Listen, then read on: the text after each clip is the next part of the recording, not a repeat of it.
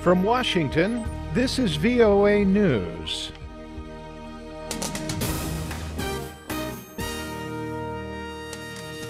I'm David Byrd reporting. Belgian police have killed 2 suspects in a shootout in the eastern city of Verviers. Special Magistrate Sypt told reporters the suspects had automatic weapons and that there was an intense firefight before the 2 men were killed. During the search warrant in Verviers, certain suspects immediately opened fire with automatic weapons at special forces of the police. They opened fire during several minutes before being neutralized. A 3rd man was arrested. Sypt said the raid was the result of an investigation that has been underway for weeks. The magistrate said more anti-terrorist raids are underway around Brussels, and Belgium has raised its anti-terrorism alert to its 2nd highest level. Meanwhile, U.S. Secretary of State John Kerry is in Paris to show solidarity with the French people in the wake of last week's terrorist attacks. Mr. Kerry said he wants to express the affection of the American people for France. My visit to France is basically to share a big hug with Paris and express the affection of the American people for France and for our friends there who've been through a terrible time. The White House has admitted it made a mistake by not sending a high-level representative to a massive anti-terrorism march in Paris Sunday that attracted other world leaders. Meanwhile, French President François Hollande said earlier Thursday that moderate Muslims are the ones hurt worst by extremist attacks. Speaking at the Arab World Institute in Paris, he said Islam can be compatible with democracy, but he called fundamentalist Islam fanatical and intolerant. This is VOA News.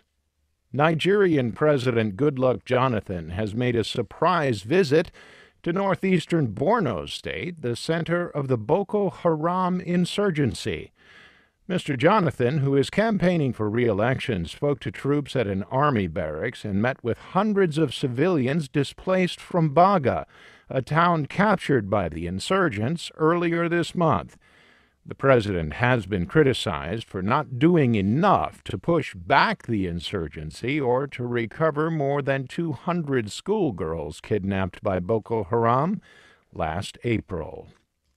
Mozambique has sworn in a new president, but the losing side boycotted the inauguration, saying that last year's presidential election was fraudulent.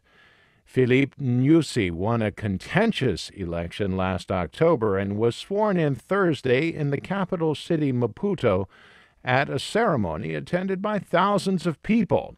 But members of the opposition Renamo party boycotted the ceremony, and its members of parliament refused to take their seats this week to protest against last year's vote. Pope Francis received a roaring welcome to the Philippines on Thursday as he began a keenly awaited 5-day visit to Asia's largest Roman Catholic country. The highlight of the Pope's trip will be a huge open-air mass on Sunday in Manila. Almost 6 million people are expected to turn out for that service. The comedy drama Birdman and a crime adventure, The Grand Budapest Hotel, led the nominees for this year's Oscars or Academy Awards, which were announced Thursday in Los Angeles. As VOA's Mike O'Sullivan reports, both films earned 9 Oscar nominations, including Best Picture. The 8 Best Picture nominees include Boyhood, a film about growing up that was 12 years in the making, and the biopic Selma, about civil rights leader Martin Luther King. Foreign language nominees this year come from Poland, Russia, Estonia, Mauritania, and Argentina. Oscar winners will be named in Hollywood Sunday, February 22nd, in a gala celebration that is the highlight of the year for the movie industry. Mike O'Sullivan, VOA News, Los Angeles. Indonesian search and rescue officials say divers will attempt again Friday to reach the wreckage of AirAsia Flight 8501 in the Java Sea. Bad weather and rough seas Thursday prevented divers from reaching the main section of the Airbus A320, which crashed December 28th with 162 people on board. And new rules relaxing trade and travel restrictions from the United States to Cuba will be implemented beginning on Friday. The move is a step toward the Obama administration's goals of normalizing ties with the communist nation. For more, please visit our website. I'm David Byrd in Washington. That's the latest world news from VOA.